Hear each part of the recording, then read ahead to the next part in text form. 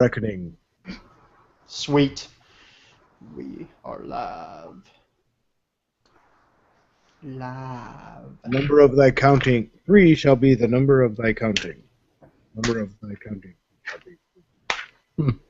I just assumed that it was like super easy to download that MP3 because like when I click on the play messages link on my phone, it automatically downloads the MP3. So it's weird that it's that hard to do on the desktop. I think it's a Mac, maybe a Mac thing. I don't It know. might be. Because I'm like, I know, like, you just click on it and it works. It's not even. Well, I like, know I difficult. can do it on my account. It's just for some reason on the AP shared account, I don't have the rights. I think it's just because it forwards those emails to us, and it's not actually our account. Yeah, but still, like, when I do it on my phone, it works fine. Like, I can download it on my phone. Well, download them and put them in the cell phone. Maybe I can do something. Well, shut up and stop being logical. So, David, I think that we've chosen the stories for you by just Okay. by I'm picking everything else. definitely not just reading through comments on a post right now instead of doing that. Are the G3 post? Are you still I'm having still words? doing that. you should just not do that. Okay, I read through the bottom. I feel content now.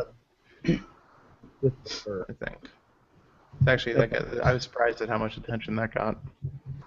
But nobody would. Yeah, I mean, it's interesting. But I think that it's actually a really good idea because a lot of times I don't find out what's the real flaws with a device in a week or 2 weeks. I don't find out till a month later. Yeah, So. I mean, well, it's not.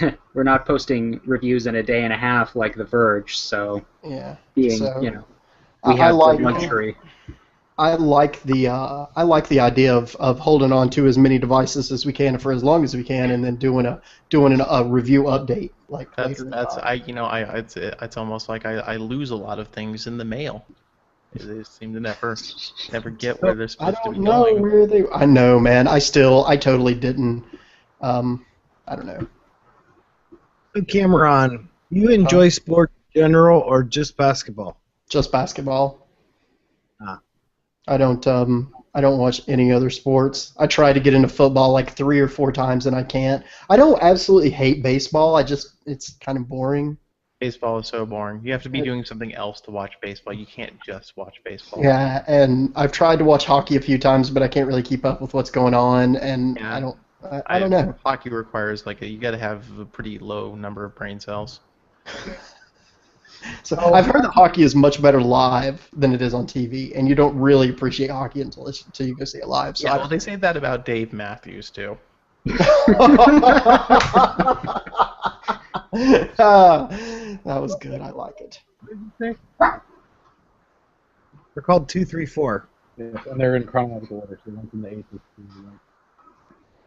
Oh, okay. Cool, thank you. One from today is 4. I will add them to my cart machine. I feel like that first voicemail was somebody very much trying to hit on that perfect transcription that we aren't running a contest for anymore. Yeah, maybe somebody still wants to do it.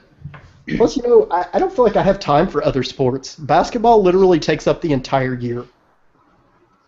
Because when the season is over, you have summer league, and then you have, oh god, the off season, the trades, and all the other drama.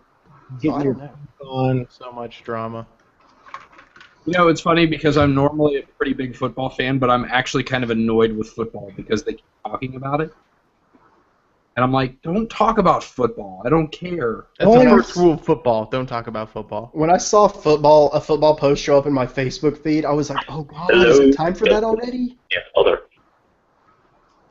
I know, it stressed me out. I was like, is it time for football already? And then I thought, I wonder if this is how people feel about me during basketball season.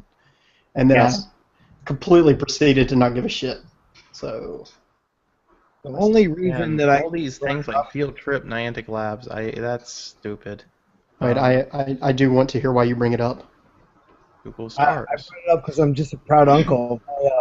My niece, who's 12 years old, made the Sports Center top 10 2 days ago. Did she really? Yeah. What? She's in the Little League World Series. The team from Talmadge, Ohio. It's true. Can confirm. That's awesome. On my AP Google Plus page, you can click on the little link and watch our number 4. Oh, dude, seriously, that's kick ass. Yeah, it was pretty. We were so excited I could hardly even sleep that night. Yeah, that is super freaking cool. No, I used to leave like ESPN or NBA TV on all the time, but I moved the cable box from my office into the bedroom so we could watch TV and whatever, so my wife could watch TV in there while I'm working and whatnot. So I have no cable in my office anymore, which is where I spend like 85% of my time. So I don't watch as much TV as I used to. You need a sling box. Well, yeah, maybe I do. I need something. I mean, I have the Fire TV in here and some other stuff, but I don't know. It's not the same. Well, you can put XBMC on the Fire TV and put XBMC Hub on there and get quick access to a lot of content. Scuttlefield's in the chat. I have been absolutely amazed about the amount I know about basketball this summer from just the Twitter feeds from AP Cam and AP Matt. You're welcome.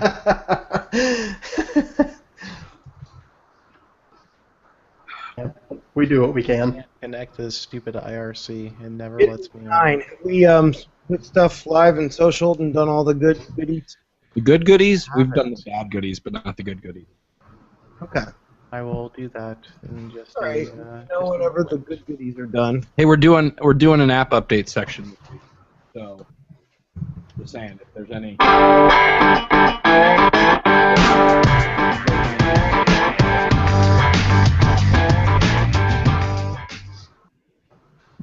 I could probably do that. The crap updates. See, that's the total troll thing. So you get to that part and you start doing like a Celine Dion. I don't think I could do Celine Dion. Well, I could do Celine Dion, but I can't impersonate it. Oh God! Why would you want to do either of those things? You wouldn't. Hey, if I had a time machine, she got popular, even though she sings incredibly well. She got popular because she used to do her shows pretty much almost nude. Almost? That sounded funny. Almost. Saint almost fire nude. Maybe if we did that, we would get really popular. Oh, that's a great idea. Well, I mean, for what it's worth, I'm actually not wearing pants right now, so maybe that counts. Well, let's just say many of us go pantsless for many things that we do. Let's not say that. All right, we're all socialed and good to go. Social and good to go. Looks like we have a decent chat room. Got some viewers. I suppose we can start this show. Let me hit the record button here. No, we're not ready to start. We're not ready to start. That it depends. I'm still putting the voice Depends. spreadsheet.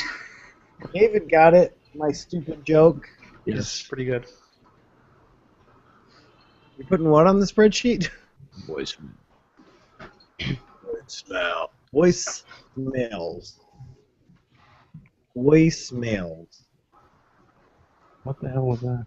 Whoa. Tamales. It's called use Command C instead of Control C. That's right. David, do you have your lower third up? I don't. I haven't used that in like forever. I keep. Yeah, I should do that. The lower third is alfresco. I think it's this one. New? I think Al Roker, after his weight loss, should have changed his name to Alfresco. That's a great idea.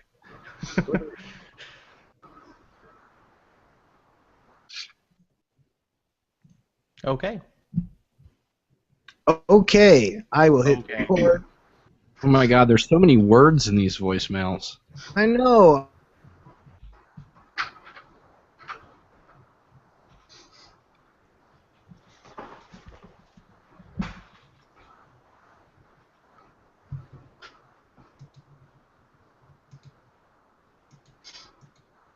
What are we doing? I assume that they need to Okay. fix. Computer went unresponsive for about 10 seconds. Hello, check 1, 2. The show. I'm ready. Yes. As I figure out what day of the month it is. Can you not hear us or what? Oh, you were gone for a couple seconds, I guess, when you froze, but you can't hear us. No, we can hear you fine. You can't hear us. Yeah, for whatever reason, you must have a long delay because for whatever reason, when I hit the record button, my computer went unresponsive for about 20 seconds. So, which is weird. It's weird, man. Weird. But you can hear us okay now? Yeah, can you hear us? Yeah. So we're ready to get started. I think there may be a little delay because it seems like you guys are waiting a little bit on our end to respond to us. So. Yeah, that's kind of the way it sounds to me too. But I don't know. Maybe we just give it a shot and see if it rectifies itself, or if we cannot even function as a group. I think it'll work fine. We just pause a little bit, and when you need to interrupt, just speak louder and longer, and just keep going until one gives up. That's good excuse to yell at each other. It's good advice for life. All right, here we go.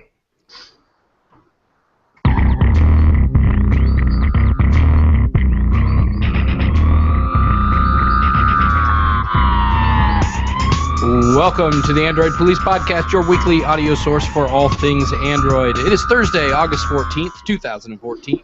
I'm your host, Matthew Smith. I'm David Ruddick. I'm Cameron Summerson. I'm Ryan Whitwam. And I'm celebrating my 15th wedding anniversary. Welcome to the show. Oh, yeah, I'm Bob. But what's your name? Bob. His name is celebrating my 15th wedding anniversary. He just said that. That must be really hard to get on like applications and forms and stuff. There aren't usually enough boxes. Standardized tests, it's a lot of bubbles. There's a lot of bubbles. A lot of bubbles. So I have an idea. I think that throughout this show, the chat room should vote on which one of us it thinks is the most attractive, and then that person can get a free offer to buy a phone. Yeah, a free offer, not a free phone. Free offer. Yeah, they should. The chat room could pick which one of us is the most attractive and then explain why it's me. Attractive to the opposite sex, or can we? What are the parameters here? The parameters. I don't think it matters. Attractive to primates, attractive to other members of the animal kingdom. Yeah, Right. I think that one. To all members of the animal kingdom, like averaged out. I'm very attractive to mosquitoes. I am as well. I'm not that attractive to mosquitoes, so. Well, you're gonna lose because there are a lot of mosquitoes. I guess There you're are an a lot of ugly whore, mosquitoes. Cameron. An ugly mosquito-hating whore. Well. Yeah, it was just weird. All right, let's start off with Carrier 411. Carrier 411. All right, so some news came out of T-Mobile this week that was immediately deemed bad news, which is weird because that's not typically what we hear from T-Mobile. But I think there was a whole lot of people panicking about the word unlimited data and potentially throttling and all kinds of stuff that may or may not be going on at T-Mobile. But Ryan, can you kind of set us straight as to what actually is happening? I actually feel like people were remarkably level-headed about this when most changes of this sort on carriers cause people to lose their minds and scream about it. There was still some screaming, but T-Mobile's plan to crack down on torrents on its network is going to go into effect on the 17th of this month, supposedly, according to a leaked memo. There are people who are on real unlimited plans. T-Mobile still offers those, where you get unlimited LTE speeds. Most of their plans are unlimited in that you can download as much as you want, but they throttle you after a certain number of gigabytes down to 2G speeds. So what they're going to do is contact people who have been running torrents, and they will tell them to stop that. And if they don't stop that, they will begin throttling them until they have no choice but to stop. So I thought you were going to say they were going to throttle them until they suffocate. Well, yeah, they might kill you if you don't stop. I mean, if they throttle your data, they'll throttle you too eventually. So that's going to start happening soon. So if you've been running torrents on your phone or using tethering data to run torrents on a computer, then they will be getting in touch. You should probably just stop it T-Mobile now. will be putting you on the unlimited erotic asphyxiation plan. Goodness. The frustrating thing here is that I've always seen the P2P backend in BitTorrent. There's still the potential there for services to build upon that backend. So, and use peer-to-peer networks for legitimate purposes is what I'm trying to say. There are some implementations of BitTorrent that are not, traditional torrents, but I think those implementations are still relatively rare. And on a mobile network, a BitTorrent swarm does really mess up the experience for other people just because of how many connections it uses and how quickly it saturates. So even if you do have some legitimate services that use it, I think you could make the argument that they still need to limit it just because it's going to mess everything up. Yeah, Certainly. it's much in the way that there are legitimate uses for a screwdriver fashioned into a pointy stick. But kind of, I guess, more even to the point is the fact that John Laguerre was saying on Twitter that not only are they going to contact you first, but even when it gets to the point where you haven't responded to their warnings that hey, we might slow you down in that in those particular activities, they're actually even going as far as to say that they're not even going to do anything unless it's a problem. So in other words, if there is a congestion problem in certain parts of the network, they're going to slow down that traffic instead of slowing everybody down. Yeah, I imagine the memo is just sort of them covering their bases so they have something to, a policy to point everybody to when they start, getting people calling, asking, why their completely legitimate, not torrent data is so slow.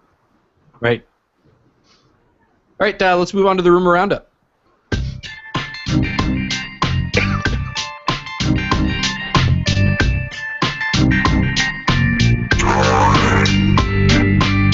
All right, so invites have been sent out, and it looks like we are finally going to have that Motorola unveiling event that we have been waiting quite some time for, and it looks like September 4th is the day. So there were some little subtle hints, or not really even subtle hints on the invite, right, Ryan? Yes, not subtle at all. It's a little animated GIF thing, and when you look at it, it's one of those paper fortune-telling things that folds up and opens and everything. So on the four little flaps, one of them is a watch, so Moto 360. One is a little phone with a G in it, so a new Moto G. And one is a little phone with an X in it, so a new Moto X. The last one is an ear with something sort of going into it. So presumably that is some sort of headset or maybe earphones, or maybe Motorola is going to force it to insert things into your ears. I bet they're fitness earbuds. Yeah, so I mean, it's going to be some sort of product. Yeah, fitness earbuds is probably, pretty safe bet. But they're going to announce those four things officially in Chicago on September 4th. So we will finally get to see what these new phones are about, and we don't know when the 360 is actually going to be available. Probably not that, exact day, but we'll find out at least how much it costs. No, one of my first smartphones was the Motorola Q. Do you think this could be the Motorola Q-tips? I also had a Motorola Q, and I support the idea of Motorola Q-tips. Like it. I just want it to be a Babelfish. Yeah, if Motorola has invented the Babelfish, then I will definitely buy one. Yes. I actually do have a Motorola Q-tip. Get a different phone.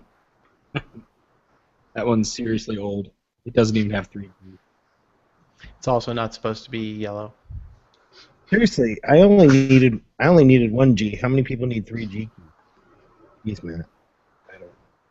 But not only do we have a more firm date on when the Motorola bevy of devices are going to be announced, but Google I/O attendees who are promised a Moto 360 have also gotten a little bit more information about when they might see those devices arrive in their hands too, right, Cam?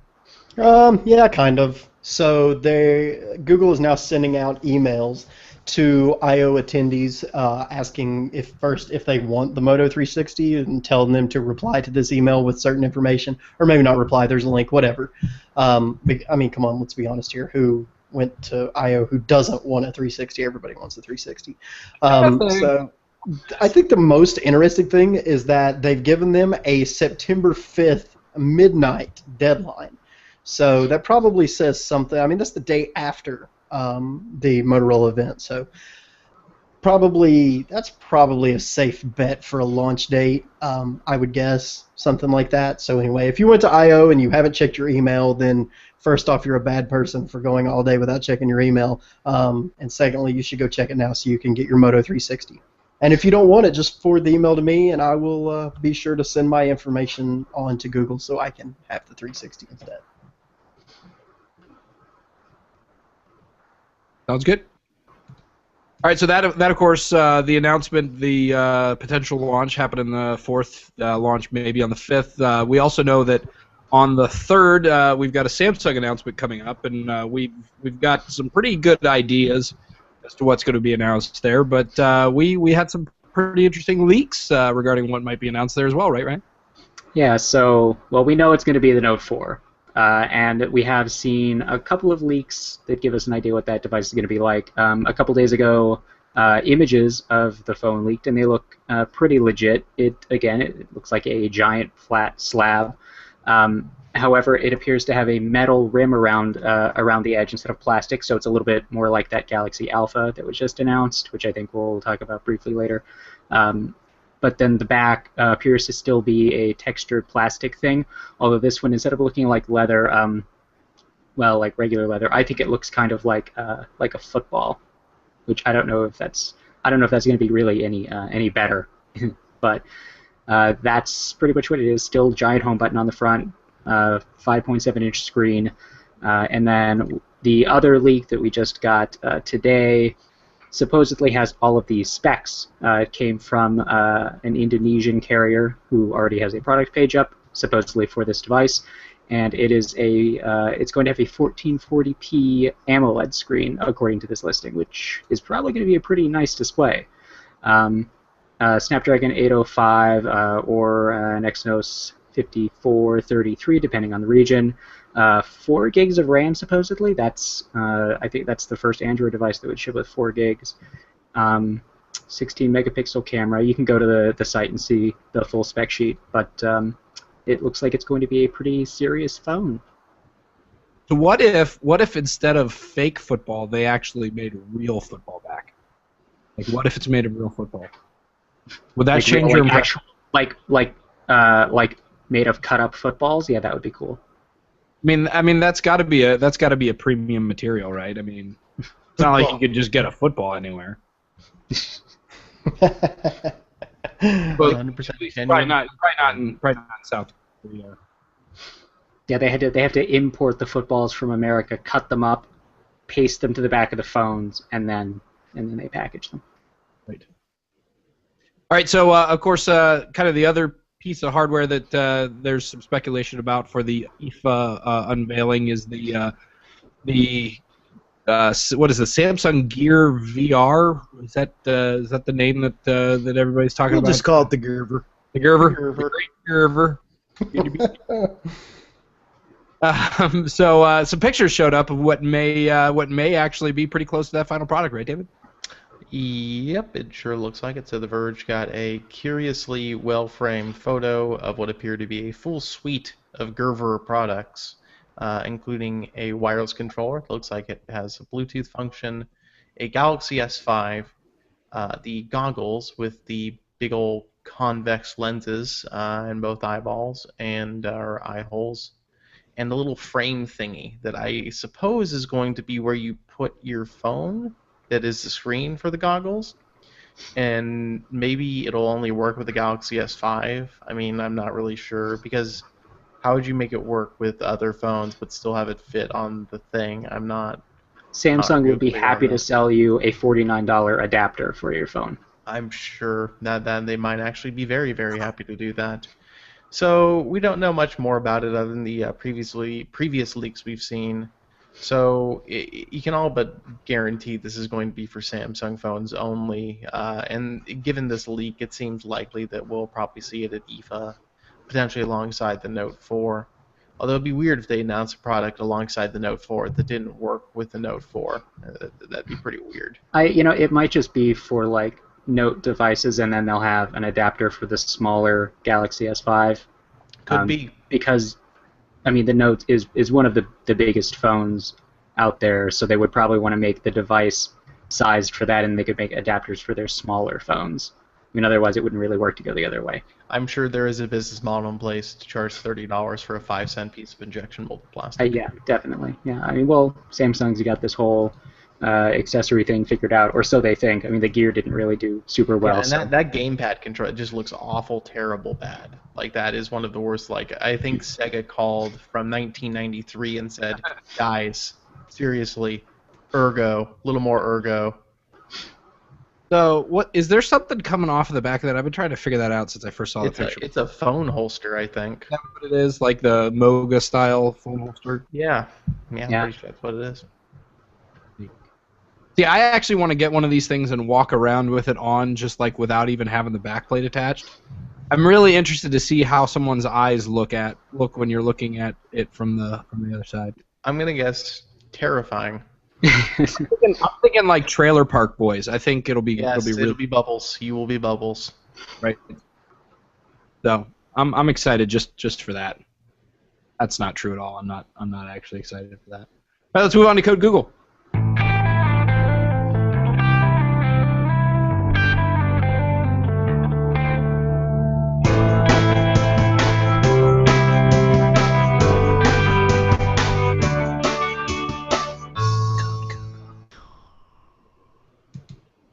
All right, so rumor is that Google is working on a way to kind of revamp the Hangout experience on the desktop and in Chrome, and looks like there's a little bit of project in the works that got some interesting ideas for how to do that. So, Cam, what's this we're hearing about Ultraviolet? What's going on there? So it looks like it's in testing. It's a testing Chrome extension. Yeah. So. And it's a completely different Hangout experience. It uses basically chat heads, and they sort of show up on the desktop somewhere and say, "Hey, this is the new Hangouts," and then there you go. Almost exactly like Facebook Messenger on Android does. You click the chat head, and the IM comes up, and you click it again, it goes away, and you can change between people, but it's on the desktop. So it actually makes a whole lot of sense on the desktop. It stays out of the way. It's really clean. Of course, we have no idea when this is going to become a real thing. Right now, it looks like I don't even know where this came from as far as how it came to be. What was this guy's name? Florian. I'm sorry if I say this wrong. Florian Kirsch. I don't know. He's known for these kind of things, leaking these kind of things, and so on and so forth. But he said that it only works right now in the dev build of Chrome. So it's obviously something that they're building some framework for, something behind the scenes that will eventually, obviously, roll out to beta and then into the final version of Chrome whenever this becomes available. There isn't a whole lot of information other than it looks pretty damn cool. So, yeah. Right. I'm a fan of things that look pretty damn cool. I kind of like them too, honestly. As long as they're not circles, right? Circles are okay. I prefer squares. Yeah, I like corners. I like corners. Yes, corners are. I like turtles. Corners are where it's at, I guess. So Google Now has a lot of corners. Does. How's that for a segue? That's acceptable, I suppose. So interestingly enough, there's a little bit of a story floating around about Google and HP kind of looking for a way to make Google Now functionality a little bit more useful in the corporate environment. So Ryan, what's going on there? So this probably isn't going to be a huge deal to people who don't work in like a big company, but the idea is that that Google and HP have been looking into a way to partner to bring Google Now like search functionality to internal data for a business. So in the same way that you might pull up the voice search and ask your phone what the weather is or what time it is in some other place in the world, you could pull it up, and if you had this internal Google search thing, you could ask it how much inventory of a certain thing the company has, or sales figures or something like that, and then it would also have Google Now cards based on all of the internal data that it has access to. So that's apparently something they've been working on for a while. And then the other interesting part of this report is that HP was trying to convince Google to let it build a Nexus device specifically for enterprise that would have had high-level hardware encryption and other enterprise features built in. But apparently Andy Rubin, the previous head of Android, was not okay with that, and they haven't been able to convince Google to do that after he left. But I guess he shot that down early enough that they just haven't gotten back to it yet. So interesting. Yeah, Google Now for Business, I think we could have safely titled this Google Developing Business Functionality that literally no business will ever actually use. Well, HP probably just wants they want to bundle it in with their enterprise stuff because it sounds cool. Chance of Google penetrating the enterprise management market for things like inventory is basically zero. This is an answer to the Apple-IBM partnership. Yep. Just make it like they're doing something and to see if possibly something could come out of it. I have nothing else valuable to say there, but that's what I believe. All right, so the YouTube update 5.1.0.10 actually rolled out last week, but we got an APK posted on the site this week with some interesting tidbits in it, as usual. Starting off with chapter bookmarks. Of course, if you've ever watched a DVD or a Blu-ray, you should be pretty familiar with how those work for longer videos, for movies, stuff like that. They're pretty helpful for, kind of skipping ahead and finding your place. Also, there's Stats for Nerds, which apparently has been an option on the desktop version for quite some time. There's actually a menu option that says Stats for Nerds. It popped up a little overlay that's got some different metrics and whatnot for the particular video you're looking at, and it looks like those are being ported over to the mobile app as well. And then there's also an interesting little feature called Warp, which appears to be just kind of a way that you can share YouTube videos from one device to another.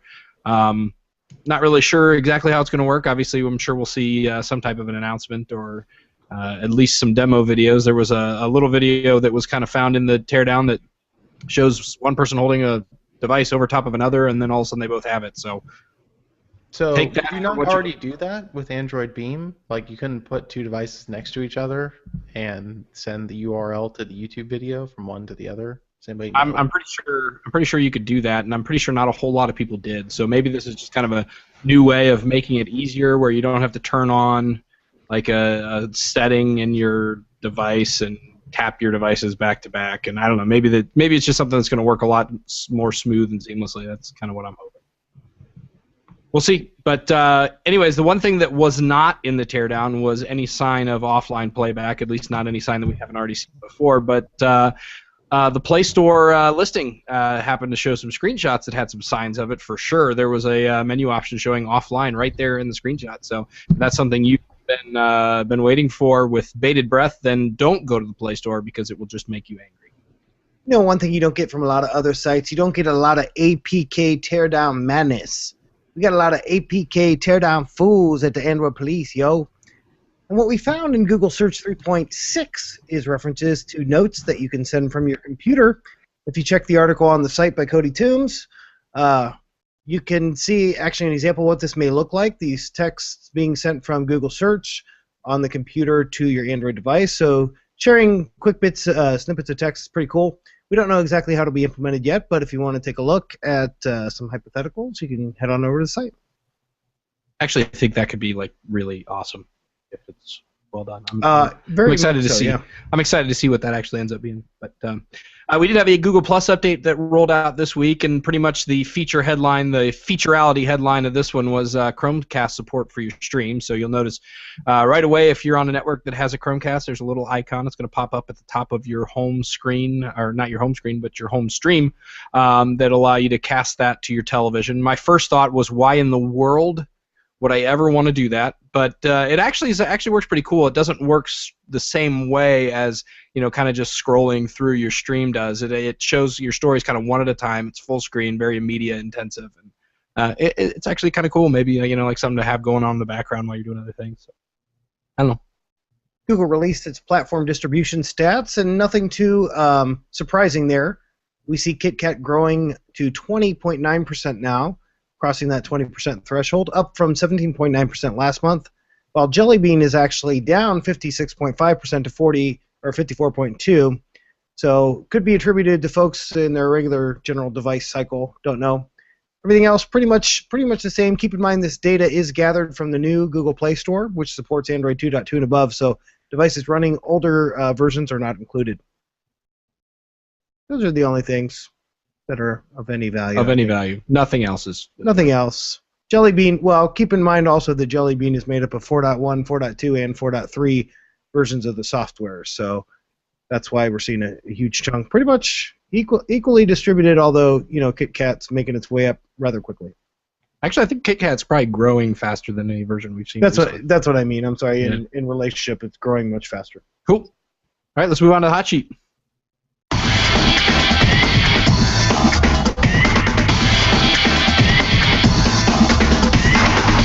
All right, so Samsung had an announcement this week. Obviously, they're holding off the big announcements for the IFA conference in Berlin, but it looks like they just couldn't wait on the Galaxy Alpha. It's been announced this week, and Cam, this is the one that we've been seeing that has a little bit of metal, maybe dabbling in the premium market area. I mean, did it deliver on that promise? No, it's just a pretender. It's just yeah. It's like an iPhone and S5 had a baby and a slightly, well, I'm not going to say that. Yeah. It's like the kid that you want to be proud of, but you just can't. Yeah, basically Apple and Samsung just had a kid with too many chromosomes. That's really what happened here. It's something like that. It's pretty. I don't want to say low end. It's not really low end. It's solid mid range. 4.7-inch display, so it's a good size. 1280 by 720. It does have a 1.8 gigahertz. Well, I'm sorry, it's 1.8 gigahertz for 4 cores, 1.3 for the rest. But it's an octa-core processor, 12 megapixel camera, 32 gigabytes of storage. So I guess it has that. I don't know. I mean, solid mid-range. Nothing. It's not the super duper flagship that everybody kind of made it out to be during all the leaks. Like it was going to be, the hottest phone ever of all time. It's not that. It's not at all. No, it's for Russia and Southeast Asia. It's not. You're never going to see it in the U.S. Yeah, it is. Couple gigs of RAM. It's Yeah, it's not a replacement for the Galaxy S5. This is a completely battery separate is thing. weirdly tiny. Yeah, but the processor I think is Samsung's first 20 nanometer process, so it should. So it does have the new stepping down to the new manufacturing process should make it considerably more power efficient. So that battery might actually be pretty good when you consider it's also just 720p screen. Yeah. It might. I mean, that might be more than enough. It's a little smaller than an S5, a little bigger than an iPhone 5. So. I think it's just Samsung kind of testing the waters in markets where it's strong with something that feels more premium, but actually isn't. I actually like it though. I mean, I do kind of like it. It looks fine, but I wouldn't want it because screen and because that tiny battery. Even with the 720p display and the new lower power processor, I still don't think you're going to get much battery life from that phone. Yeah, the thing is, like, I assume that it's a pen dial display too, which at 720p is probably noticeable. I mean, at 1080p, I don't think you can see pen tile patterning, but at 720p, I always felt like I could see the fringing around letters. Yeah, because you've got, what is it? It's extra blue pixels on Samsung, isn't it? Is it? It might be green, or at one point it was green. I remember when I had the Galaxy Nexus, you could see like on the very edges of the screen, you could see like a green line on each side where the pattern ended, and there was just like the green subpixels. But I don't know. I mean, I guess we'll see how the screen looks, or maybe we won't see because it will never come here. We won't. Yeah, I doubt we'll see. So we can just. This could be one of those cases where we talk a whole lot of crap about something that we never really actually are going to get to see because no one will realize. We're just making it up. You could say something right now that could be completely wrong about it, and nobody would ever call you out on it. I heard the battery is literally made of human feces. I haven't used one, so I can't confirm or deny that. I heard the crap box. Yeah. I heard that if you actually take a phone call on it, that it will set your head on fire. And there's a built-in projector. I heard that too, just now. Yeah. Yeah, confirmed. Did you hear that? Confirmation, everybody. I did. I heard the confirmation. That's confirmation that the Samsung true, Galaxy Alpha will set your head on fire. If that's true, I know a few people who I'm going to gift this phone to. We are going to title this episode "Samsung Galaxy Alpha will set your head on fire." Confirmed. Moment. AP confirmed right now, guys. You heard it. So, but if I'm just going to say right now that I'm not going to review this phone because I don't want my head to be on fire. Me either. Yeah. So. Yeah, nobody wants. I don't know why Samsung would make a phone that would set your head on fire. Nobody wants that. Samsung, what were you thinking? This phone is a major flop. Samsung has missed it on so many levels, especially with the cranial immolation. If there are people out there who will get their noses surgically removed because they don't want them on their face anymore, I bet there's somebody out there who wants their head to be set on fire. Yeah, somebody wants to sue Samsung. I'm gonna give you a pretty far out theory, but I think you're gonna agree that it's dead on. This is actually their second attempt to build a phone that sets your head on fire. The first attempt was actually the Galaxy Round, and they wanted to ignite the fire using just that the convex solar ray effect to put a focal point of light in your hair. It was. Oh, I thought they wanted to set your head on fire by putting flaming hot taco contents inside. If they're trying to catch my hair on fire, the joke's on them. No, it's intense enough that it will just set your whole head on fire all at once. I actually called the Galaxy Round the Samsung Galaxy Chalupa Flambe. It's like a directional explosive charge. Just Galaxy Headburn. Taco content. Samsung Galaxy Headburn. The Galaxy Chalupa Flambe. That has such a nice ring to it. And that sounds really good. It does. I can go for Chalupa Flambe. Let me get that Chalupa Flambe, Samsung. Please. I don't know. I feel like that's a seamless switch from Spanish to French all in one name. It's perfect. It is. It really, yeah. I mean, it's just as confusing as Samsung itself. Yeah, if Samsung could just partner with Taco Bell and make that happen. Chalupa Flambe is just a Samsung commercial waiting to happen. And it sets your head on fire when you order it. So. Yeah, and you get free Taco Bell breakfast for a month. Yeah. Because nobody's buying that shit. I hope it comes with free Pepto-Bismol, too. I feel like this has gone off the rails. I'm not gonna lie. Really? I feel like just we're now completely on topic because it's Samsung. Yeah, and they look. Samsung is the one that made a phone that definitely seriously sets your head on fire. This is Samsung's fault. That's what I heard, actually. I heard that a while ago now. Yeah, I've been hearing this for a while, so I'm pretty sure it's true. I remember true. when I first heard that, honestly. I think maybe Reddit. I think I was on Reddit or something. Yeah, I think so. All right. Right. So let's talk about HTC because they actually have mid-level phones that you can buy here. You did it! So You said HTC, I did. I said HTC. I did not say HTNC. which is great, man. Which is good. It's a step in the right direction. Except now I said it. So. But anyway, so they've got some new mid-range Desire phones that are going to be available here in the U.S. very soon. So, person who's talking about this, talk about it. David, that's you. So, if the Samsung Galaxy Round is like the Chalupa Flambe, the Desire 610 and 816 are like the Burrito Mess Supreme. They're very boring phones. I don't really know what else to say about them. They're phones you're not going to buy if you're listening to this podcast. And I know that's not too many of you, but just for your personal consumer advice kind of situation, you don't care about these phones, and it's okay. It's okay. Hey, so Android 4.4.4? That's a version. That's a version of Android. Did you know that?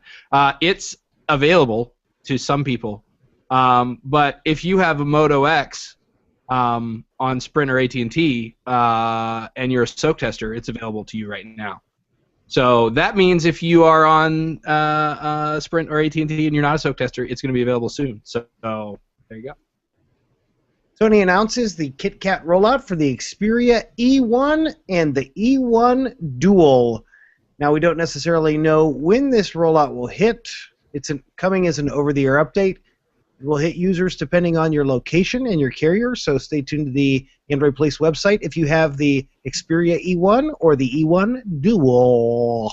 Ooh, Man, an OTA that actually hits you. Sony's getting violent. they are getting violent. OTA. They're getting ultra violent, just like Google. It will wait. actually hit you OTA as in on the ass. This update will hit you on the ass. Nice. Okay, so speaking of updates, kicking you in the ass. On the So OnePlus One had a couple of updates roll out this week. The first one brought 4.4.4, which is good, but it also brought a screen unlocking bug that didn't allow you to see the numbers on the pin unlock option, which is bad. So they released an update later on this week that fixed the screen unlock thing, which is good. But as it turns out, the battery life is really just pretty awful after those two upgrades. So it takes a lot of batteries to show numbers. That's bad. So I guess the takeaway is 2 updates, 1 week, and there's probably going to be another one pretty soon, hopefully. It'll make your battery not suck so much. Move on to product reviews. It's time for product reviews. This week, hands-on with Runtastic's first fitness tracking band, the Orbit, with Cameron Summerson.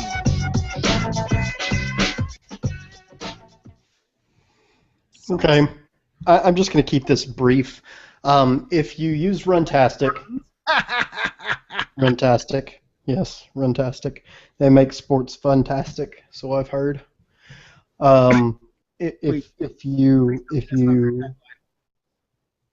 are a Runtastic user, then you might like it, probably. It shows, the normal stuff: duration, distance, pace, average speed, calories burned. If you have the heart rate sensor, it can also output that. But here's the biggest issue that I've found with it. When using another Bluetooth device, like I always ride with Bluetooth earbuds, and it basically just stops receiving any data. So I can't look at it and see any information. It just goes back to the default screen, which would be time, steps taken, calories burned, and active minutes. None of those things are useful to me while I'm out riding. I want distance and average speed and things like that. I mean, I have a cyclometer which covers all that, but still, if I didn't, I would want that from this, and it doesn't do that because of some sort of limitation with Bluetooth. I don't understand it because I've used multiple Bluetooth connections at one time before and didn't have issues. But this, it's something like when you're using a standard Bluetooth device with a Bluetooth low energy device all at the same time or something. I don't know. If I don't use my earbuds, it works perfectly all the time. So there's that. That's an issue. And also, I just kind of question the utility of any kind of fitness tracker moving forward, because Android Wear, and if you're going to spend this kind of money, I mean, it's $120 for this. I mean, for $200 you can get the Samsung Android Wear watch, and I don't know. I just don't know if you just want a fitness tracker and you do use Runtastic, it's probably a good bet for you. But I just feel like there's just so much more you can do with Android Wear, and support is just going to get better. And hopefully it doesn't have that weird Bluetooth issue like this does. I don't know. Okay, so my question: it tracks your cycling? Like, it can actually do that? Well, it syncs with the Runtastic app, and I have Runtastic set for cycling instead of running. So you put it on your ankle when you do that? No. I mean, I wear it on my wrist. How does it know you're cycling? Well, I fire but up. How does it know you're moving though? That's what gets me. Is the Runtastic app using GPS on your phone? Yeah. Okay.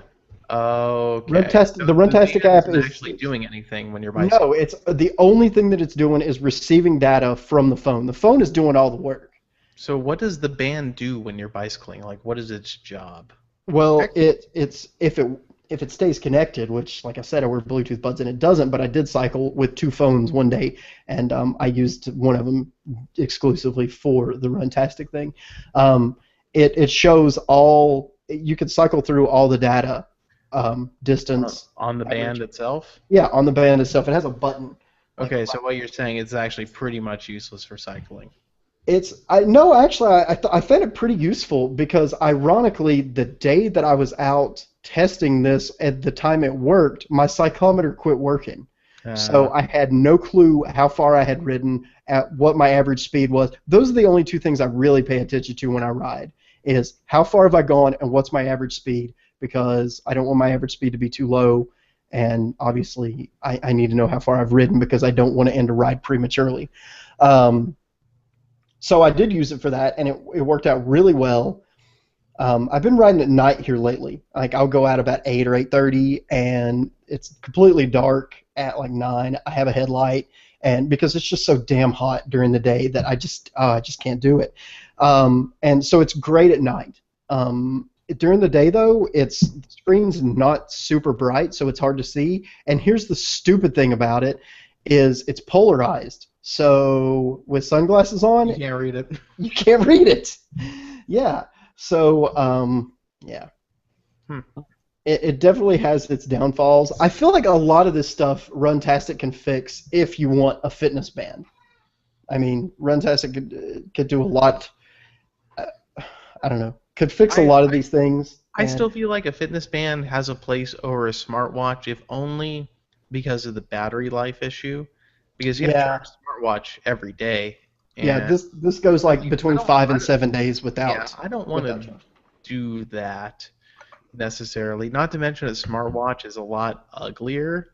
A fitness band is usually pretty discreet. It just kind of looks like you're wearing a black bracelet. Yeah, it has a full-on watch. A little screen on it there. And it stays out of the way, and I like that. It's completely waterproof too, which is actually super awesome. So you can wear it in the shower, you can wear it swimming, and I know they're working on support for swimming. So you'll be able to track your swimming with Runtastic. Just throw your phone off to the side of the pool and just use the band to detect your movement and swimming. So that's pretty cool. They're also going to implement. Runtastic has dedicated cycling apps. They have road bike and mountain biking apps, but it doesn't work with those yet. So these are all things that are going to come in the future. It also has a dedicated app, Runtastic Me, which syncs with the band. So you can look at your day-to-day to see how many steps you've taken every day, see how many calories you burn on an average day, and compare each day. And it also tracks your sleep. So it tells you, like, you put it in sleep mode before you go to sleep, which is the hardest thing for me because I never remember to do it. But when you do, it'll track, and then you obviously tell it when you wake up, and then sync it back with your phone, and it'll tell you exactly how long you were asleep, and it shows you basically when you were sleeping smoothly and then when you restless points, and it rates your sleep. It gives you a percentage of how effective your sleep was. And I find that my sleep it directly correlates with what kind of a night my 2-year-old has. If he's flaily and kicking and not having a good night, because we co-sleep. So if he's like that, then my sleep is like 50% effective. But if he sleeps fine, then it's like 89% effective most of the time, which I find to be pretty damn cool. That's actually my favorite feature of the Orbit, is the sleep tracking thing, just because I don't know. I just think it's cool. It's nothing that I really need to know because I wake up and feel the same basically every day anyway. But it's still neat. I have a Fitbit Flex, and I've tried wearing it to sleep, and like 90% of the time, I'm like, no, this is uncomfortable. Like, it feels weird to have it rubbing up against the sheets or the pillow or something randomly, so I take it off. And with the Fitbit Flex, it doesn't auto-detect when you go to sleep. You have to actually tell it you're going to sleep and like keep tapping at it, which is the worst, and nobody's ever going to do that. That's the biggest issue I have, is that it doesn't auto-detect when I'm asleep, and I have to. You will eventually get lazy and not do it anymore because you'll just be like, screw it. Yeah, you like press the button for 3 seconds when you go to sleep and then press it for 3 seconds when you wake up. I don't find that it's uncomfortable at all, but I generally, like, when I put a bracelet on or something like that, I hate taking that stuff off. I'm just weird about that. Like, I mean, this one that is always on my wrist, this Flyleaf bracelet, I got when I saw Flyleaf like a year ago, and I put it on and I literally just never take it off. And so I'm used to sleeping with stuff. It doesn't really bother me at all. It's super light too, and Nice. and comfortable. It also comes with a thing. It's you can take it out. I'm going to show it on the screen here real quick. See, that's the actual thing. You can take it out of the wristband, and it comes with a clip, so you can put it on your side, like if you want to. And that's when the step counter, the pedometer, is a lot more accurate. It's not accurate at all on the wrist. Oh, that sucks. Because the Fitbit my Flex it's really accurate for the most part. It's only non-accurate if you're like just kind of moseying around and walking really slowly. Otherwise, it's pretty dead on. Really, even on your wrist? Yeah, we can't wear the Fitbit. I didn't worry about your wrist. Oh, okay. Yeah, because I don't. I mean, like mine, it tells you, it lets you set a step goal, and by default it's 8,000, and I never changed it. Yeah. So I'll be driving down the road, and it'll vibrate to tell me I hit 50% of my step goal, and I'm like, bitch, I'm not even walking. What are you doing? And it's like, yep, you're halfway there, and I'm like, that's fantastic. I'm driving. So I don't know. I don't find it. Didn't find it, but I did wear it one day on my side, and I found that the count was much lower and seemed far more accurate. Because I mean, the only walking I do is from my desk to the kitchen, from my desk to the bathroom, from my desk to the garage where I get on my bike and go ride, and then come back home, and then I just don't walk a lot. So. Yeah, it's I don't know. It definitely has its shortcomings, but for a fitness tracker and for someone who already uses Runtastic, I think it's cool. If you don't use any other Bluetooth along with it, or as much as I hate to say it, if you use an iPhone, because iPhone doesn't have that issue like Android does with the simultaneous Bluetooth connections. All right. Well, let's wrap that up and move on to app updates. Yeah, that's probably a good idea.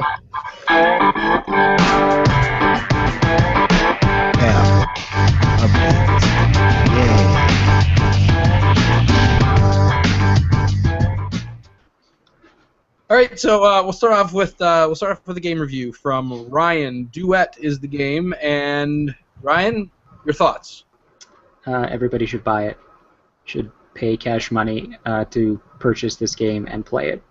It is a very good game. The end. What? No, but so I mean, it's Duet is in the Humble Bundle, so you can get it pretty cheap. It's also in the Play Store. It's $3 if you buy it in the Play Store through an in-app purchase. You can play it with ads if you don't want to buy it, but the ads are super annoying. But it's a rhythm-based kind of arcade game where you just have to spin these two little spheres around in such a way that they don't run into anything, and it is ridiculously difficult. I usually am not super into games that are really hard like that, but it's just really well made, and you get into this weird zone where you just sort of you become one with the game, and you understand how to make these things move in such a way that they just, that you get through the level. But if you start to think about, okay, I have to press for this long, I just in this way, it all falls apart, and you immediately die. So it's just kind of a really fun experience that everybody should at least give the free one in the Play Store a shot. In real life, you die in real life. Yeah, it kills you. It sets your head on fire. This game. If you do it wrong, you'll die. Samsung actually backed this game. That's why it set your head on fire. What if you don't want to die in real life? No, Right, what's that? I was going to say, do it. It will not kill you. You should play it. It actually reminds me in a way, if anybody ever played the PC game Audio Surf. Seems similar. Yes, sort of. Yeah, I mean, I guess I could see that. I think that instead of like Audio Surf, you just go back and forth. This sort of adds a different dimension because you can't really. It's hard to visualize how these orbs are going to rotate, like when you're just moving through the level, and the stuff coming at you does all sorts of unexpected things. Yeah. All right, well, let's talk a little bit about Monzo from Madfinger Games, which is a virtual model builder, so a little bit of a departure from what they've done in the past. David, what's Monzo? Monzo is actually got a chance to take a look at it. Geez, it was almost 6 months ago at GDC, and when it was in its pretty early stages, and we weren't allowed to talk about it at the time. But they've been working on this app for quite a while. It's a totally different direction for Madfinger, who traditionally have made games that involve shooting things and pretty much nothing else. So this is way off in left field for them. And honestly, I agree with them when they told me there's nothing else like this out there in the games market. They're going in a totally different direction that nobody else is really looking at this point.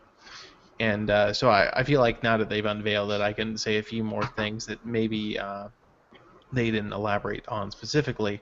The game is going to be, I'm not sure if it's going to be free, but basically if you want more models, you'll just have to pay to buy them. That's going to be the revenue model of this game.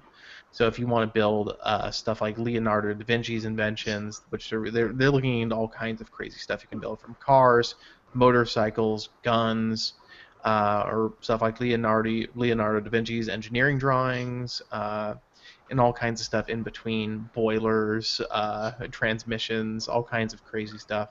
They're going to have all these model kits you can buy, and they're going to be very complex. So building a whole car, for example, is going to take you a long time. Really, for them, what they told me, the big part of getting this right is making the feel something where it's not frustrating to put something together, but at the same time you have to be relatively precise and follow the directions and get everything together the way it should be. So I feel like this is going to be a pretty niche game, in that building models is a pretty niche thing in and of itself. So this isn't going to have huge mass appeal, but for people who are really into it, if Madfinger really devotes the time and energy into making something really immersive with this, it could be something very cool. And I honestly applaud them for going in this, what is definitely a unique direction with this game. They told me, we're tired of zombies too, so I'm glad to see they're doing something really different. I don't know if it's something I'd be into. I'd really have to try it. I got to play it very briefly, just for like literally 30 seconds, because I was looking at some very early stuff. But the idea is undeniably interesting with this game. So, do you know at all if they're going to license content from anybody? Like, am I going to be able to build a Death that's Star? definitely a thing they're looking into doing. If I can build a Death Star, I will definitely do that. Yeah, they're looking into I think they're already looking into deals with car manufacturers and certain other things. I mean, there's a lot of stuff they could do as long as they don't put the brand on it. It's one of those things where if it just looks generic, they can, put it in the game. But I'm sure they're definitely looking to work with big name brands to develop this game. Okay. Well, if they can't use the name, I'd be happy to also build a murder sphere if they want to do that. I would also purchase that for building. Noted. Oh. All right, so it sounds pretty cool. Let's head on over to voicemails, Bob. We had some voicemails this week. Yes. What we do each week with the voicemails is we read Google's transcription and see if we can have some fun with that. So here's the first one. Hello, gentlemen, and other. I have a question for you. Really do too. Security. You have touched in the past on Hummel. It's difficult it can be for you email to understand the corrections. In the Android AP, it seems ARIA requires things like GPS location and other potentially security permissions. Oh, tonight prevent, hey AP, from accessing applications on my phone or data. My phone that I do not wish to get it, and I do have to be routed phone, and how much should I be wearing that? A company. Other than this, Google knows everything about me, and even if their privacy, information, and prop policy is ironclad, that information and get some information wants to be free. So, in summary, how short of putting a tinfoil half over my phone would you prevent all sorts of reception and data weeks? Can I, and ensure Ryan, giving away more information, but I won't. On Athlete, all things wants to know everything about me when all I want to do. Okay, bye pictures. Thank you, and thank you for your service. Hello, gentlemen and other. I have a question for you related to security. You have touched in the past on how difficult it can be for a layman to understand the permissions in Android apps. it seems every app requires things like GPS location and other potentially scary permissions. How can I prevent an app from accessing applications on my phone or data on my phone that I do not wish to give it? And I do have a rooted phone, and how much should I be worrying that a company other than Google knows everything about me, and even if their privacy information and policy is ironclad, that information still gets out. Information wants to be free. So, in summary, how, short of putting a tinfoil hat over my phone, which would prevent all sorts of reception and data leaks, can I ensure I am not giving away more information than I want on apps which all seem to want to know everything about me when all I want to do is look at cat pictures? Thank you, and thank you for your service. Is Justin Crank calling us?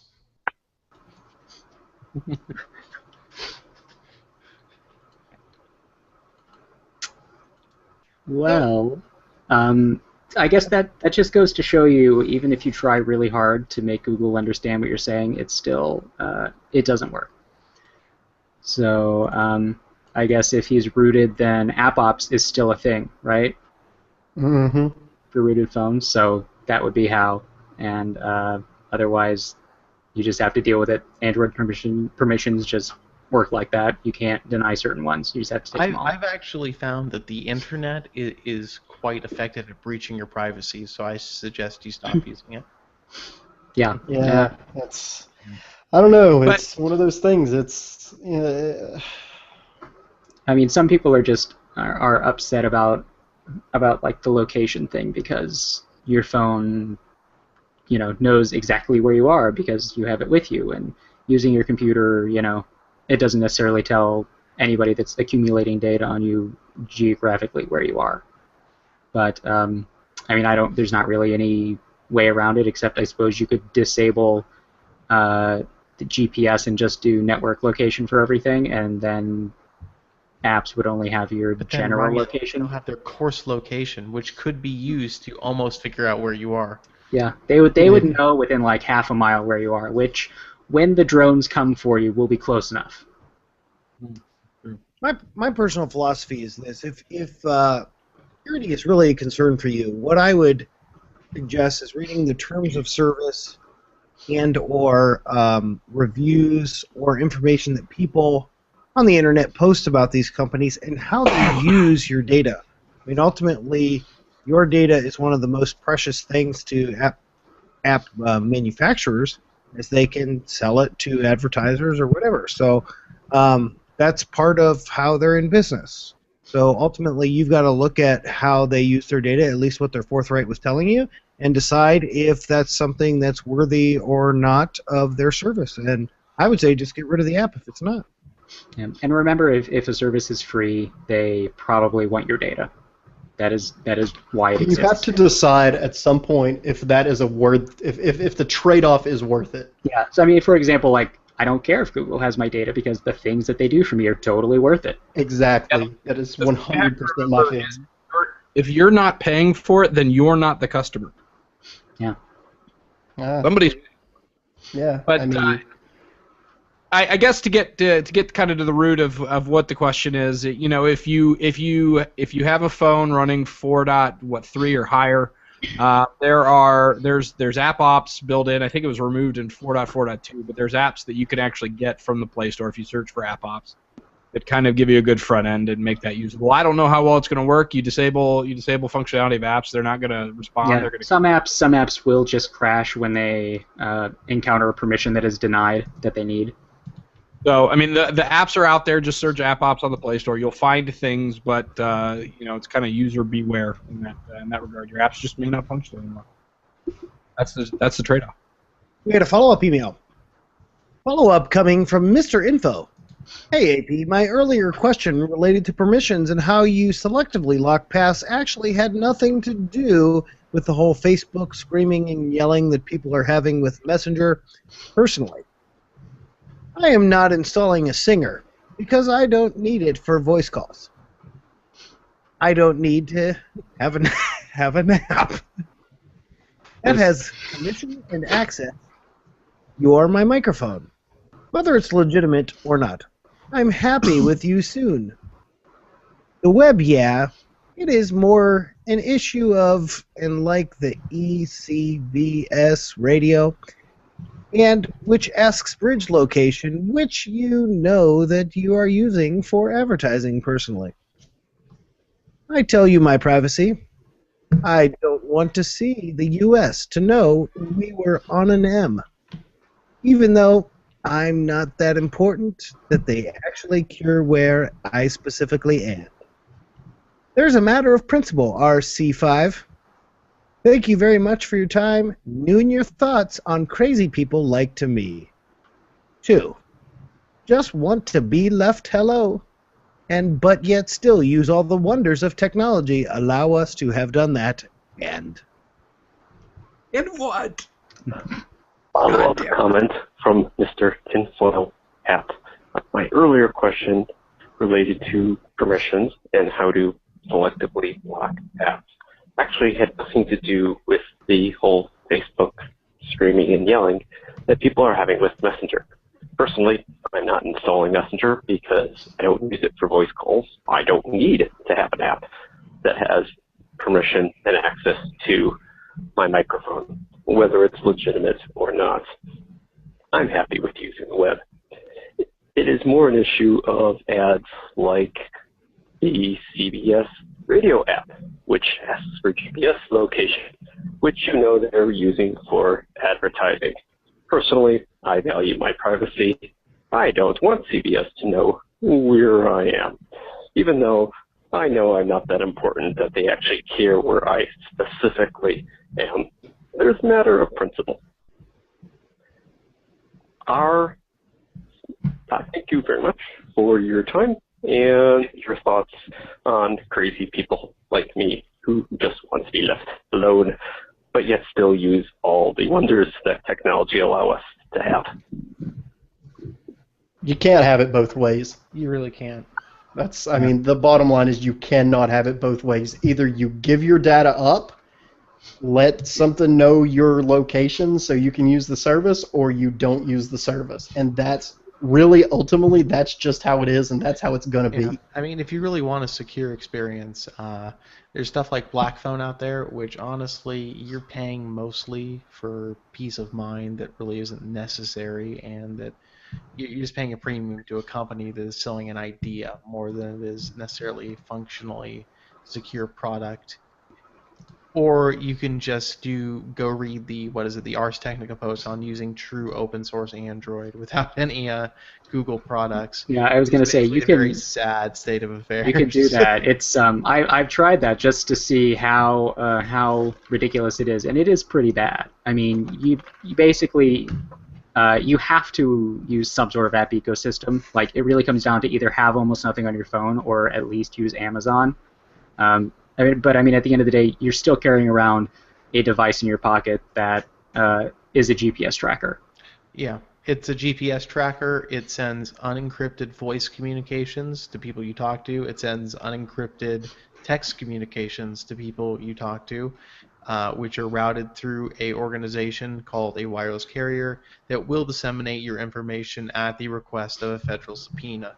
Yeah, your carrier has more information on where you are and what you're doing than most app developers. So yeah, and I mean, not only that, it's not just your phone. I mean, if you're so worried about stuff like that, you have to think about everything you do on the web, and your internet service provider basically knows everywhere you visit, everything you're doing, and they will do the same thing. I mean, if they get a court order, they're going to give up on your data. They're going to give up what you're doing. Yeah, I mean, if it's that concerning that like you don't want any company to know like where you are, what you're doing, you pretty much have to stop using mobile phones and run Tor all the time. And that sounds like a terrible way to live. Dear God, it really it does. I mean, I get the privacy stuff. You know, I get that they don't want to feel like they're, I don't know, being spied on or something, but I don't know. I just don't see any way around it, Yeah, I mean, I definitely don't see it changing ever. yeah, I mean, it's not like the ideal situation, but you have to be real. Like this is the way technology works right now, and if it's worth it to you to have a phone in your pocket that has literally all of the information in the world, then you're just going to have to deal with an app developer knowing your approximate location so they can show you ads. The technology today is designed for, to use an overused phrase, it is designed for the 99%, not for the 1%. It's designed for people who don't care about their online privacy and for people who don't have a necessity for options to control their privacy. And it's also designed in a way that is still relatively friendly to federal and local law enforcement accessing your data if it's so needed for a criminal or other investigation, which the latter is kind of sad. But it is a truth, and it's something these companies are considering when they develop their products, even if outwardly they say, you know, we don't want to give up your data. But at the end of the day, if a court order comes onto somebody's desk, most of the time they're going to say, okay, here's the information. Yeah, I mean, they can't even tell you when they get, you know, a FISA order that tells them they have to do a certain thing. So yeah, and the you're never likelihood, gonna of know. course, that you'll be subjected to such an order is infinitesimal, but not completely negligible, I would say. But at the same time, I don't like to use it as a reason because it is one of those fallacies that, well, if we have to say this, then obviously something is wrong. But if you have something to worry about, maybe you should be taking these extreme measures. If you don't have something to worry about, then they're probably not worth your time and effort. To be fair, though, I mean, this question mostly focused on location data. And Yep. On an Android device, location data is actually one of the easiest pieces of data for you to control because you can turn off all your location services, and then any apps that want to request that data have to bring you to that menu and that setting option to turn it back on. Just don't do it. If the app doesn't work, uninstall it. If it does work without the location data, have at it. Granted, a carrier can still triangulate you without your permission. Yeah, I think it sounded like he was more interested on the individual app. And to that point, Matt, there are also applications that will spoof your location data for specific apps, usually more so available on rooted devices, and services where you can use VPN connections for data, which make it harder for apps that are superficially trying to scrape your location to find things out about you. So, I mean, those are some things to look into that may be able to help these individual app concerns. All right, let's move on to the last voicemail. Last voicemail. Hey, Pete, as Bob My Theory, it's another call from the 419. Listen. Hail on this past week while I was on vacation. I cracked the screen online exercised, so looking over my possibilities on what I should do. I'm actually thinking about maybe fixing my screen at myself. So, I got me thinking. What do you guys? I have any experience do it at yourself? Do any of you bother to take her and picture devices, or do you not view the insuring that space? I'm interested to hear you guys' thoughts on that. So, all right. I'll hey it show tonight. Hey, AP. As Bob might say, it's another call from the 419. Listen, so on this past week while I was on vacation, I cracked the screen on my Nexus 5. So looking over my possibilities on what I should do, I'm actually thinking about maybe fixing the screen myself. So that got me thinking, what do you guys have any experience doing that yourself? Do any of you bother to tinker and fix your devices, or do none of you venture into that space? I'm interested to hear you guys' thoughts on that. So, all right, I'll see you at the show tonight. Bye.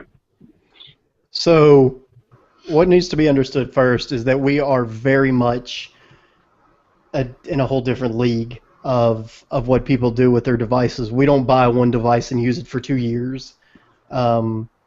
So when it comes to, you know, oh, I dropped my phone and I broke it, I'll just open this drawer and get another one out and put my SIM card in. is basically the way we do things. I mean, we're not the common use case of devices. You know, we have tons of them because this is our job. I am. I was gonna say, I would say Bob and I are probably a little bit more on the common side. We're more on the common side. I've fixed devices before. Ultimately, do a search for a YouTube video describing how to replace the screen of your device. If you look at it and you say, hey, that's something that doesn't scare me, go for it. And if you look at it and say, hey, that scares the piss out of me, then don't. I will say, though, make sure you have all the tools, not, oh, I think this will work. Have the real shit that you And can. You're gonna tools are a big deal. Yeah, you're gonna have the sads if you try to pry the Nexus 5 open with a screwdriver and you like break all of the snaps that hold it together. Exactly. It's going to be very, very sad. Yeah, and don't skimp on the tools. Yeah, if you do decide to do this, don't buy just the naked LCD. Some places will try to sell you literally just the screen, but you probably just want to get the whole front panel because the screen is actually glued to the glass, like on most smartphones these days. So if you get just the screen, you have to heat the glue to pry the old screen off, and it is, I mean, it's possible. People do it, but it is a huge pain in the butt. And you also have to look at, you have to look at your cost. With the Nexus 5, it's already an affordable phone, and you could probably get a used one for as much as it would cost you to replace the screen when you take into consideration the time and effort and garbage that you're going to have to deal with to replace it. I just looked up like what it is, and it looks like between 100 and 130 for the LCD screen and digitizer. That's way too much. Yeah, so, you could probably get a used one for less than 200. Yeah, or I mean, the thing is, like, if you're the original owner and you have proof of purchase, then you can still take advantage of LG's warranty, which I know it's going to suck. You won't have a phone for a week and a half or 2 weeks, but for probably not much more than that, they'll repair it for you. The other option that I think is honestly the most practical, which is what I did when I broke my Nexus 5, is just put it on eBay broken.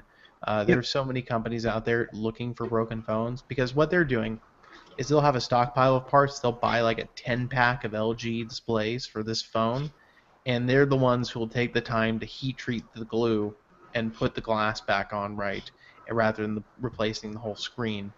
And so their costs are way lower than yours because they already have all the equipment, they have the materials, and they've done it 50 times. And they're going to resell the phone and flip it and make a profit. Whereas for you, it's almost definitely not going to be worth it to do that. If you have the tools and you know what you're doing, it could be worth it. But in most cases, I'd say sell your phone and then take the earnings from that and put it toward a used phone of equal or lesser value. Or if you want to throw a little bit of money at that, do it. And then once a new phone comes out that you want, sell the phone you've got and then get the new phone. And you might be down, maybe $50, $80 total. Yeah, I mean, if I were in a situation like, I feel like what I would do is, I would probably sell the phone for whatever I could get for it and just get like a Moto G to tide me over until there was something I actually wanted to buy. I was going to suggest like low-cost phones like the Moto G. Yeah, I mean, even if you don't want to get a used phone, a Moto G probably would be a good bet. I bet they hold their value pretty well at this point. Yeah, I mean, you could even Nexus 5, you could probably get at this point. I'd say $150, $175. Yeah, I mean, or you could even like get a Moto E if you're not too picky and you don't mind waiting a few months with a phone you're not crazy about. Yeah, but we're also assuming that this person, he's on a GSM network. If you're on Verizon or Sprint, then that really hurts. Well, Verizon's nearly as many options. Well, he can't. Well, he has a Nexus 5, so he can't be on Verizon. Oh, well, yeah, that's true. I didn't even think about that. But I mean, I think that you can buy the CDMA Moto G. I think, can't you? Yeah, I think there is one. Yeah. So, I mean, I think it's the same price. Yeah. Actually, it's cheaper if you get the Verizon prepaid one. It's what, $80 or something? Oh yeah, it is super. Yeah, it's crazy cheap. But yeah, I mean, so do that. Don't try to replace it unless you're super sure that you're going to be able to do it correctly. Unless you want to make like a project out of it, just learn how to do it. In which case, cost isn't a concern at that point. If you just want to do it, do it. Yeah. Yeah. If it were like a brand new like $700 phone, then like maybe you could make the argument if you could find a good deal on the screen. But and you were really confident. But for a Nexus 5 rather, it's just it's not really worth it. Yes, and you need to buy the iFixit spudgers. Yeah. I actually have the full iFixit toolkit, which is actually pretty cool if you pick that up. Obviously, Yes, it exceeds the multiple cost of fixing a spudgers. screen. It has many spudgers and Does tweezers. it have guitar picks? It doesn't have guitar picks in there, no, but it has a variety of spudgers. I always love it when they send guitar picks with those things. Like, I already have these. Cool. Thanks, voicemail people. Try to keep your voicemails maybe under 30 to 60 seconds. Maybe work out, rehearse it a few times. Not that they were long, but they were just too effing long. Plus, we're going to end up talking about them for like 35 minutes apiece anyway. Yeah, really. This is becoming like the bulk of the show lately. It really is. We just can't I like stop that. We having- can become like the car talk of Android. You can just answer people's Yeah, ridiculous let's have- questions all day. Let's try to have fewer stupid jokes, though, than car talk. I thought you meant... I was going to say more stupid jokes. I like our stupid jokes. We've already Specifically David's. All right, so we got a contest going on this week. It's a LG G3, and not one, not two, not three, but 30 slick wraps, including one Android Police wrap that is the only one of its kind. So that's pretty cool. You can win that by heading on over to androidpolice.com/contest. Get yourself entered to win. That contest is over on the 19th, so you make sure you get entered before then. Did I say that right? Is that the right date? Just so you know, they're all vegetarian wraps as well. There's all kinds of wraps. There's gunmetal wraps and alligator wraps and brushed copper wraps. Are there gangster wraps? There, I love it. there is zebra wraps, though. Are there so. wraps? Are there fajita wraps? No, there's no gordita burn your face wraps. Are there The chalupa flambe, Matt. The chalupa flambe. Are there chalupa flambe rapper? Well, we hope you enjoyed the show. As always, send your feedback to podcast@androidpolice.com. You can also call us at 530-HELLO-AP. That's 530-435-5627. Find us on Twitter at Android Police, Google Plus, and Facebook. And Google Plus. I got to get going, but I think that was a pretty good show. Yes, lots of good funnies for the title. Take your pick, guys. I'm definitely liking the Galaxy Chalupa Flambe. Yeah, I'm totally into the chalupa flambe. You guys have to... Do I need an accent mark for flambe? Oh, yeah, you got to have the... You'll probably break something with it, so no. One going this way? Yeah. Oh, yeah, I probably Flambe. would. The Galaxy Flambe. The chalupa flambe.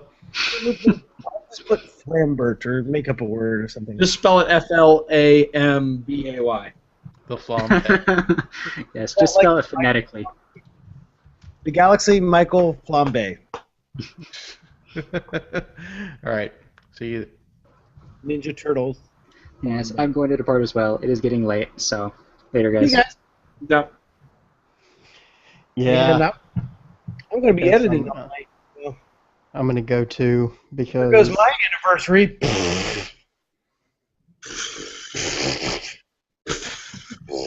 Hey, Cam. This is actually reminding me of what I'd be doing at home with my 1-year-old daughter. yes, but instead you're doing it with two other grown men. Totally cool. Chalupa Flambe Spudgers. I'm actually kind of digging these wraps. I might think about getting one of those. Oh my god, I want the AP one so bad. It looks pretty badass. Oh my god, I love it. They have a whole series called the Glow series, and there's one color. Is it Gorgeous Ladies of Wrestling? It is Gorgeous Ladies of Wrestling. That's exactly what it is. Maybe. You remember Glow, Cameron? What? You remember Glow, the Gorgeous Ladies of Wrestling? I can't say that I remember that. No, I am not familiar with that. Matt and I are a few years older than you. Yeah. Friday nights, be on at like 11 o'clock. It was just ladies wrestling. Picture... It was a subsidiary of the WWF. Right.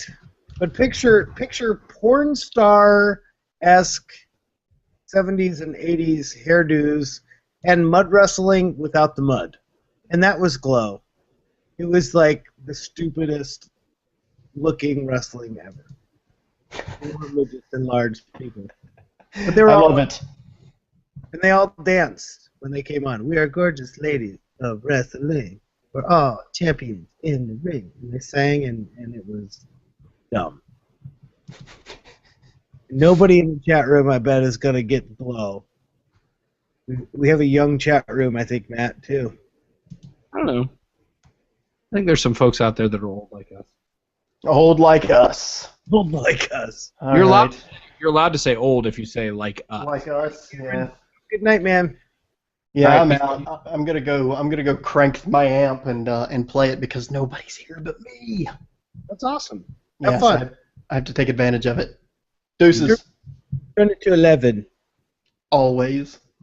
All right, man. See you. Peace out. Nobody's mentioning Glow. Nobody knows. We're on our own, Matt. Mm-hmm. I might remember Glow. Cody remembers it. Hey, AP Cody. Stuttlefield says, I'm a man. I'm 40. I'm a man. I'm 40. Damn it. People don't get sport references in the chat room. I get it. I'm a man. Hold on. Bunch of geezers. Hey, well, I told you guys I'm celebrating my 15th wedding anniversary. 34 years old. That means I got married when I was 19. I know my hair would suggest otherwise. All right, guys. Yeah. I gotta put this. Oh, you're gonna put something in the chat room? I gotta put this in the chat room. It'll exist after I press the stop button. You're aware. See ya. Is that Glow? No, it's Mike Gundy. Oh, I'm a man. I'm 40. Yes. Now you got to find a link to Glow. Put some Glow in there, man.